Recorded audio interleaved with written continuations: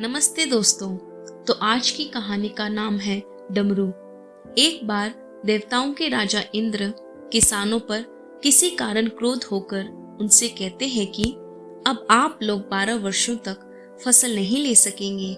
सभी किसानों की विनती के बाद इंद्रदेव उनसे बोलते हैं कि एक उपाय है, अगर भगवान शंकर अपना डमरू बजा दे तो वर्षा हो जाएगी।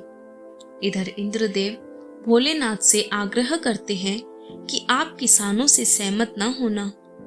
जब किसान भगवान शंकर के पास पहुंचे तो भगवान ने कहा, डमरू तो 12 वर्ष बाद ही बजेगा। किसानों ने निराश होकर खेती न करने का निर्णय लिया, पर एक किसान था जिसने खेत में अपना काम करना नहीं छोड़ा। वह नियमित रूप से खेत जोतना, बीज बोने का काम कर रहा था। गांव वाले ये देखकर पहले तो उसका मजाक उड़ाने लगे, पर कुछ वर्षों बाद उससे पूछा, जब आपको पता है कि 12 वर्ष तक वर्षा नहीं होने वाली, तो अपना समय और ऊर्जा क्यों नष्ट करते हो? किसान ने उत्तर दिया, मैं भी जानता हूँ कि 12 वर्ष फसल नहीं आने वाली है, लेकिन मैं ये काम अभ्यास के लिए कर रहा हूँ, क्योंकि 12 साल कुछ न करके मैं खेती का काम भूल जाऊंगा। मेरा शरीर वो श्रम नहीं कर पाएगा।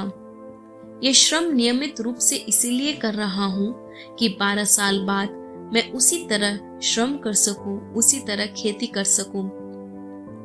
ये रोचक किस्सा जब माता पार्वती सुन रही थी, उन्होंने भोलेनाथ से आग्रह किया कि हे प्रभु, कहीं आप भी 12 साल बाद डमरू बजाना भूल गए तो?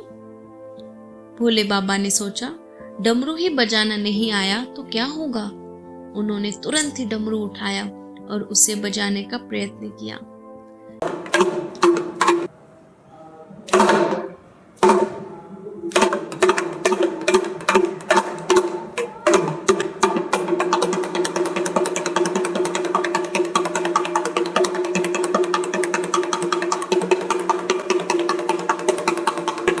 भगवान शिव ने डमरू बजाया और उधर वर्षा हुई।